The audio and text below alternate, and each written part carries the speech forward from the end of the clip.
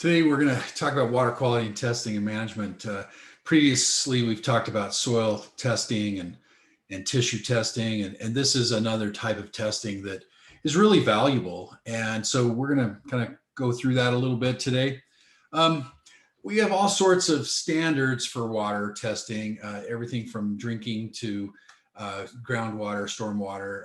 I'm going to kind of focus on the irrigation today, but in terms of laws, there are laws that do affect water, and we get federal, state, and even some cases tribal standards that affect water quality. Drinking water probably is the thing that is the most in our minds. We don't want to drink stuff that's bad for us, and we get different types of water quality, and so that seems kind of obvious. I mean, we wouldn't want to be drinking water that's contaminated with stuff. Well, we don't want to be drinking water for our plants. I mean, providing water for our plants that is got toxins either. So we need to think about that and make sure they're getting good quality water. So we're going to focus on this. We talk about urban runoff. Where is it going? What are some of the concerns? Sediment is a big issue. It has been for a long time. We're getting much better at that. In the urban environment, we really don't get too much of a problem with this, except for in construction places. We do need to make sure that when we've got bare soil, that we get it covered. Once it's covered with plants, it really doesn't want to go anywhere, but we still get nutrient and even pesticide runoff that can affect water quality. And those are some things that are really important to understand and to manage. But we're going to focus mostly on, what happens to that water when we get it back again to use for irrigation. It's important. Irrigation, it provides that, the plants with the water that they need, but it also has other stuff in it that we need to factor in. A knowledge of irrigation water and the quality is critical to understanding the management, especially long-term. It's kind of cool to think about like an EC of 1.15 decisiemens per meter. It isn't super high, it's not really low either, but that's about 2,000 pounds of salts per acre foot. So good to understand what an acre foot is. Let's think about it. An acre, 43,560 square feet, roughly the size of a football field. And the water would be a foot deep. So if I had that much water, there would be, at this particular conductivity level, it would be about a ton of salt. Now, why do we measure electrical conductivity for salts? The reason is because even though some people kind of think, well, water conducts electricity, like we hear about people accidentally dropping, their plugged in phone into the bathtub or the hot tub and electrocuting themselves. It's really not the water, though, that conducts the electricity. It's really the stuff that's dissolved in the water, the salts. And so we measure conductivity because it's a really pretty accurate assessment of how much salt is in a water. In some water. So that's EC. You'll hear that. Laboratory results oftentimes will report it as EC or electrical conductivity. They might report it as salts or salinity, but that's usually the way they're measuring it is electrical conductivity. Now, in some cases, the water quality is so bad that it can negatively affect plant growth, and it can trump everything else. So it's important to understand that. Here's kind of extreme cases. We don't really see this usually in the urban environment, but it's good to kind of get some relevance here. In Utah, if you drive north to Brigham City around the Great Salt Lake, we see some soils there they're white, capped with these salt deposits. We see them even closer here to Provo. You drive out to Reno, see tons of them. So we get these saline deposits, or what they used to call as white alkali. The sodicity, we'll talk about that too here. That's the sodium. That's a specific sodium salt. We actually used to call that black alkali because it actually would oftentimes have kind of a black appearance to it because the water doesn't want to move through the soil. It just kind of sits there, becomes brackish, and becomes blackened. So, and we're also going to talk about some other toxicities too. Just salinity wise, fresh water versus saline water, typical fresh water. And I'm going to show this in TDS right now, but TDS or EC are both ways that we can measure the salt load in water. Fresh water, the total dissolved salts or solids is less than 0.05. In contrast, that to the ocean is about 3.5. And contrast that to the Great Salt Lake, which is even higher than that. Now we are all familiar with that. I mean, there's a lot of things that can't grow in ocean water. It's just too much salt. But there is life in the ocean, but there's hardly any life in the Great Salt Lake. So the higher the salts, the worse trouble that living things have, surviving in with that water. And then same thing goes with terrestrial plants. The higher the salts, typically the more trouble we're in. Now, here's one of the problems is like, well, what is salt? We tend to think of sodium chloride as table salt, but really we put all these cations and anions together, like sodium sulfate, calcium chloride. All of those things are salts. All of the nutrients are salts. And so it's the total sum of the salts. So instead of measuring each one, it's easier to measure the electrical conductivity to get an idea of what the total salt pressure is in a system. Now, why do we get salinity forming? Well, these are most common in the Western United States, in other arid and semi-arid regions of the world, because we have less precip than we have evaporation. The evapotranspiration rates are 2 to 3 feet commonly, that we lose that much water annually. And we're only getting about 12 to 15 inches of water in terms of precip in most of Utah, for example. So we're really, getting less water than potential for loss. And so those salts tend to move upward with the water. They don't go off into evaporation. The water evaporates into the atmosphere. The salts get left behind. So we accumulate those salts in these conditions. We also have saltwater bodies, like the Great Salt Lake, for example. We're in an endorheic basin, which means the water doesn't make it to the ocean. It gets deposited in the Great Salt Lake and stays put. And the only way it leaves is through evaporation. And so we get these saltwater bodies. Well, they can seep into neighboring areas. For example, I'm working on a project up by the Great Salt Lake where we're installing some sports fields, and we've got some pretty serious problems we're dealing with regard to saline groundwater. I've dealt with the golf course here close to the Utah Lake here in Provo. Has got some issues with that, and it can be worse in some years than others, depending on the level of Utah Lake. And so that's an issue. We also have ocean spray.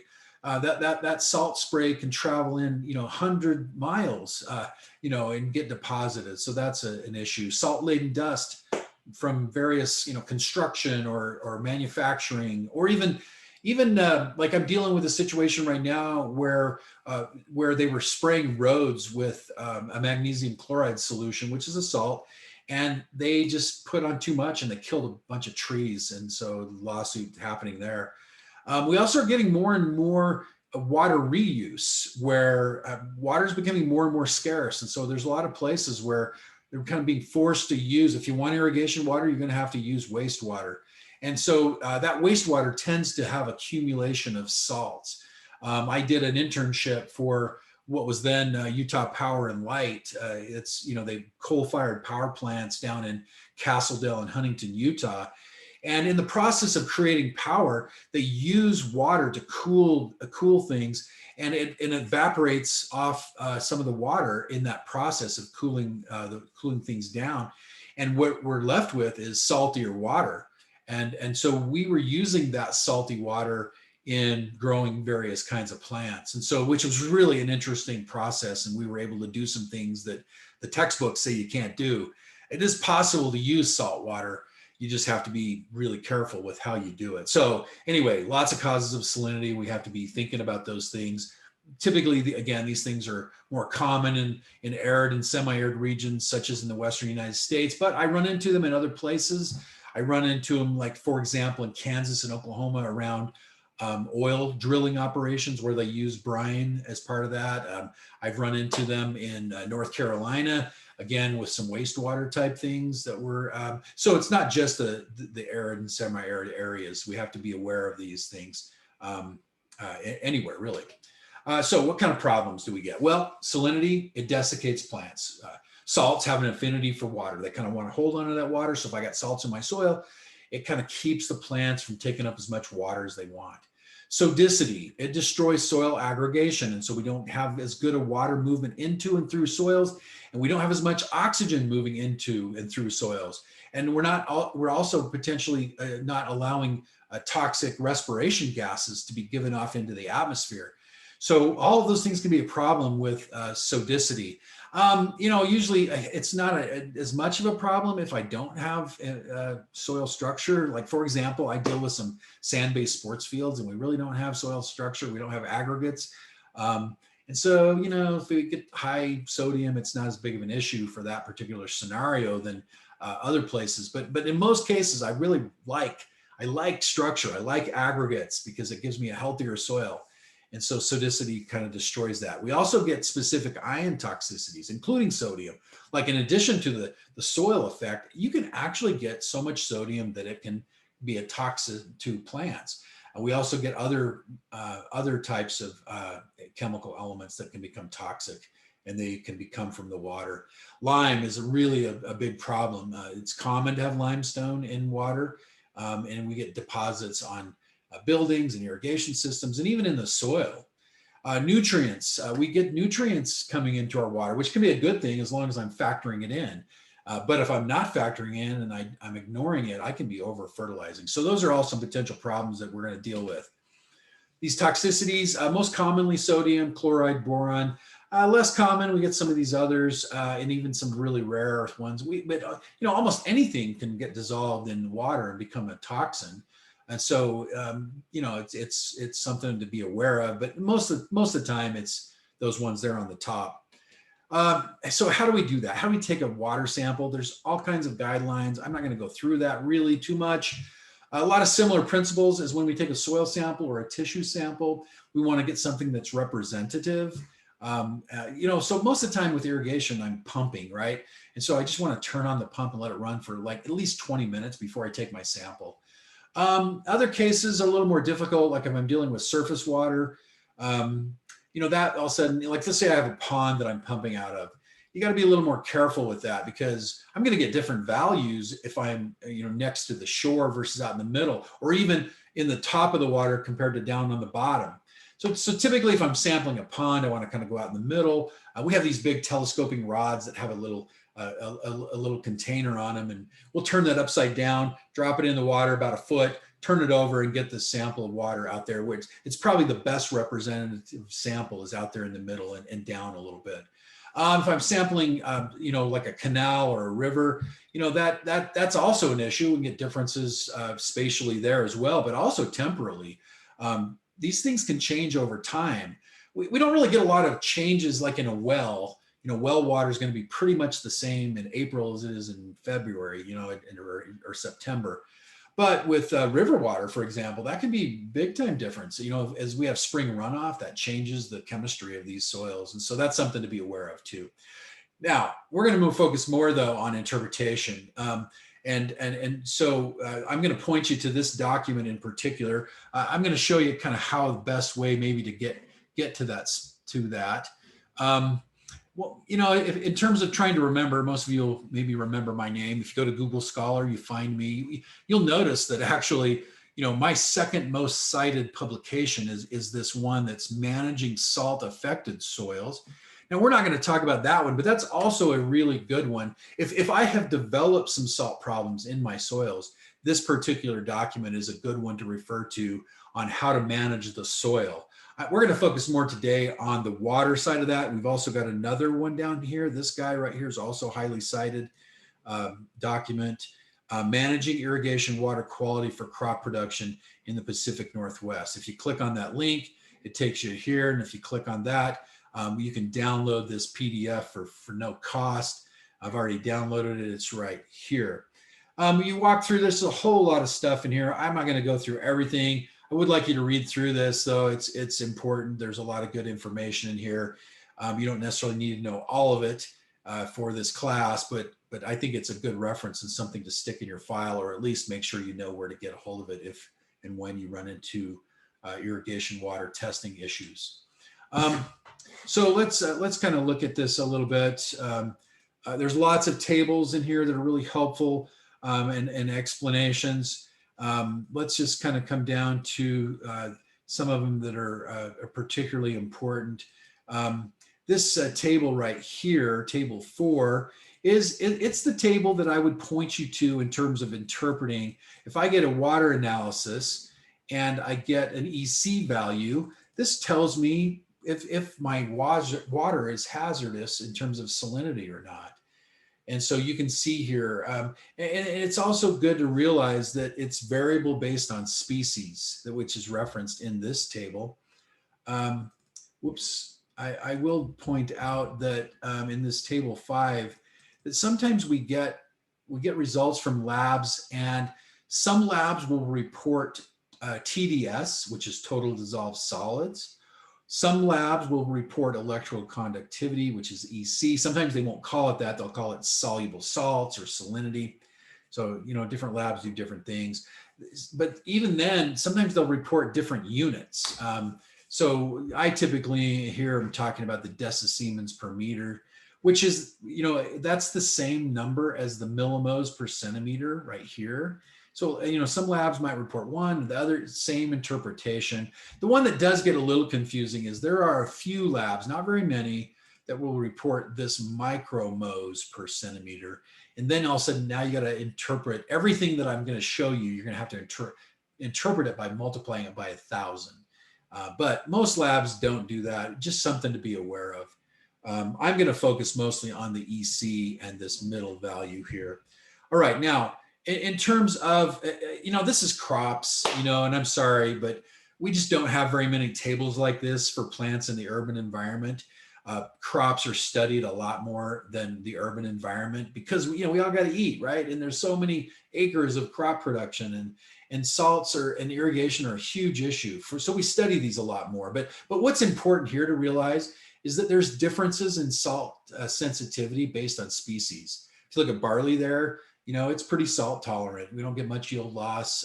And then you look down there at the bottom, and onions and beans are really salt sensitive. And we get the same thing in the urban environment. But I don't have lists I can show you. If you have a situation, you might want to try to do some research and see if anybody's done any work on, say, maple trees or something. But just be aware though that, if you've got a salty situation, some plants might be doing okay and others are going to die on you. We see the same thing, frankly, in the interior scapes. Houseplants. Some houseplant, a lot of people are really bad about taking care of houseplants and not flushing the salts out of them. And that's important to do once in a while. Once or twice a year, you ought to, make sure you take some water and leach the salts out of your soil because they accumulate. They accumulate from the water and from fertilizers. And so anyway, some plants, they'll last for years without a problem. Other plants will show toxicities fairly soon. So just realize differences across species, okay? There's lots of good stuff in here, calculating how much gypsum to apply if I need that. For sodium, we're going to talk about that more in a minute. Here's a chloride table. Sometimes chloride can become toxic, and here are some values. If I'm above 350, I'm really kind of in trouble. Similar for boron, here's a table for that. If I get above 6 parts per million, I'm having trouble with most species. Again, differences across species with boron or chloride, but here's some values that you can use when interpreting an irrigation water sample. The other thing to think about is nutrients, right? A lot of these things are nutrients, like boron's a nutrient, chloride's a nutrient, and so sometimes we're getting some nutrient value. As long as it's not too high, that's a good thing. And so, if I get a lot of nutrient, I want to factor that in. I'm going to show you an example of that here in a few minutes. So, here's some calculations on how to do that. Talks about pH. We talked here about the sodium. Now, for the sodium test, we've already talked in the past about doing the tests for soil. In soil, we start with an ESP, exchangeable sodium percentage, and that's only applicable for soil, really.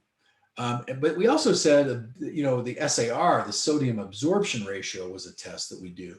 We also do that similar test with water. So that's kind of our go-to for the sodium hazard, is the sodium absorption ratio test. And it's looking at sodium relative to calcium and magnesium. Here's the formula that's used. That's used whether we're talking about soil or water.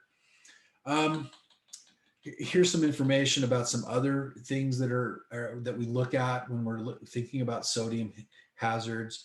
Though I want to kind of focus mostly though on this table 11. So table 11, like table 4 for the salts, table 11 is the table that I'm going to focus on when I'm evaluating whether or not sodium is a hazard in irrigation water. You'll notice that this is that the sodium hazard is an effect of salts, and it's kind of an inverse relationship.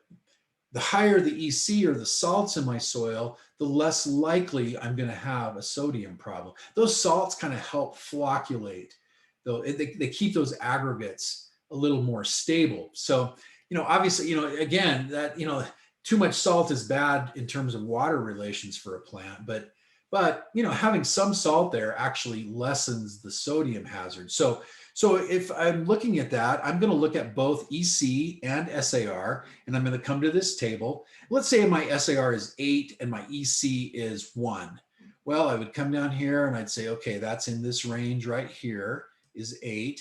And then my 1 is over here. So that means I would have a moderate hazard for this particular sample. Now, if my EC was lower and the SAR was still 8, I'm going to have a high hazard. Let's say I have an EC of only 0.2. Now all of a sudden I've got a bigger sodium problem because the salt sodium interaction. So that's important to realize. So here's some things about how to treat this. Again, we would typically want to add a soluble calcium source if I have too much sodium. Back up for salts and chloride and boron. We're usually kind of managing those salts by trying to leach them out of the soil by applying extra water. Hopefully the water's good enough quality. A lot of times the water's bad and I'm kind of leaching salts out with bad water, which could be a problem. But I'm trying to kind of move the salts out of the soil profile.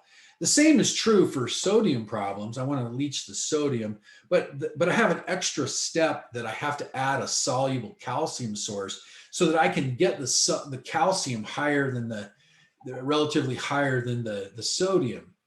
And gypsum is by far the most commonly thing used to do that. It's a soluble calcium source. I would not want to use limestone because in these alkaline soils where sodicity is usually a problem, limestone is not soluble. Yes, it contains calcium, not soluble. So you want to use gypsum or calcium nitrate or something like that. All right, there's the math for that. Another thing that we use is this residual sodium carbonate test. It's another way of assessing whether or not sodium is a problem, and it looks at the carbonate levels in that. And so that's another valuable measurement that we do. And I actually look at both that and the SAR when I'm doing this. Here's some suggested limits for the RSC value. And then when we talk about lime deposition, that's also an issue. Again, most you guys have all seen, lime that gets deposited on a building, let's say from you irrigating and the irrigation water from the sprinkler is getting on the building. You'll see those white deposits. That's limestone. It's common to have limestone in water. It's hard water. It's normal. But if I get too much, it can be a real problem for that. And in those cases, I probably, either need to treat the water or keep the water off the building and use drip irrigation up next to the building, for example. But it can also be a problem in my irrigation system. It can plug up, drip irrigation especially, but any kind of nozzles, it can plug them up. Inside the house can plug up your water heater and your plumbing, so lime deposition is an issue. It can even plug up or get deposits on fruit, which is a problem.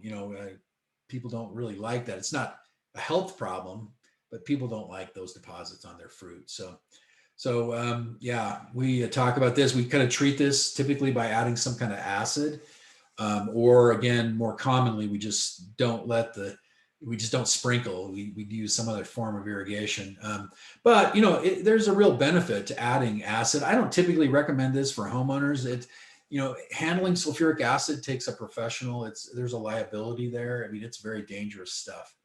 But I do use this a lot with farmers as well as golf courses, and injecting acids into the water, and it kind of solves the deposition problem.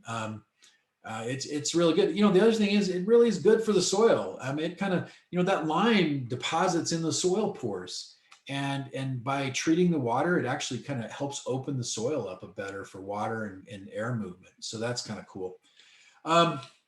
Micro sprinkler irrigation is an issue. It's particularly a problem with lime deposition. So here's a table that's kind of interesting here.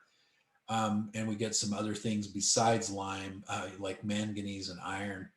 All right, now if we keep going, there's a great little appendix here, kind of how to put all this together to actually do the management is in Appendix A, which is really great. Appendix B is some glossary terms. And then to get down here to Appendix C, we have some examples and some step-by-step, how do you interpret? So that should be really helpful. But like, for example, here's 5 different water samples, and you can see the values for them. And this number 1, for example, it's got very little salt in it. In fact, it's got such a low value that that's kind of a problem itself. It's good to have a little bit of salt. This one's kind of too low of salt. But then, you get some more normal things like the second sample here. This is, the salts aren't too bad. The sodium's not too bad. The RSC is actually negative. So I don't really have a deposition that's too terribly bad. If you come down here, I don't really have too much of a problem with chloride or boron. So good water, right? Well, number 1 is not terrible either. But we start getting into this lagoon water. Now, lagoon is referencing a livestock lagoon, not a lagoon out on a tropical island. But, when we talk about lagoon water, it's related to livestock. And you can see this. This has got a lot of manure in it. It's got salts from those manures that are pretty high. It's got some sodium. Now, actually, because the salts are so high, the sodium really isn't a big issue. The salts are a bigger issue here. And then we also have, if you kind of come down here, we've got really, the chloride is definitely, it's not above 350, but it's pretty close. So it's, for sensitive species, it's going to be a problem. We're getting a lot of sulfur nutrient from here, a lot of nitrogen nutrient from there. Now this is on a, this is going to be supplying, enough nitrogen, frankly, that if this was my only source of irrigation, I probably don't even need nitrogen to be applied. Now, in order to use this water, though, because the salts are so high, I'm probably going to have to mix it with some other fresh water. So I would want to do that math and then figure out, how to cut my nitrogen rates so I don't get excessive nitrogen. But if I'm applying this to turf plus fertilizer, I'm just be mowing like crazy and unhealthy and shallow roots and not a good scenario. So understanding what's in my water would be particularly important when I'm using this one. Now let's look at this number 5. This one's really a problem. These salts are ridiculously high. You're not going to grow much in this water. The sodium is really high. I mean, it's a problem. Lime deposition. This thing is really a problem in all of those things. It's loaded in chloride, toxic levels of chloride. The boron is toxic. And then it's got some nutrients too, but man, this water isn't even close to being able to be useful. I'm going to have to, if I'm going to use this water at all, I'm going to have to dilute it big time.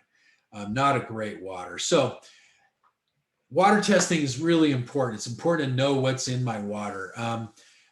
Again, the tests are not very expensive. It's worth your time to do it. If you're using municipal water, you can typically get the results for free. You just call the municipality and get the soil test, or the water test from them. They're a government agency. They're required to reveal it to you, and so you can get it, or you can test it yourself. Sometimes it's kind of nice to test it yourself. Sometimes there's stuff in your pipes that you want to see if there's a problem, especially if you have old plumbing, in a drinking water situation. But for irrigation, usually I can do that. So I can either test the water myself, but bottom line is know what's in your water. Thank you.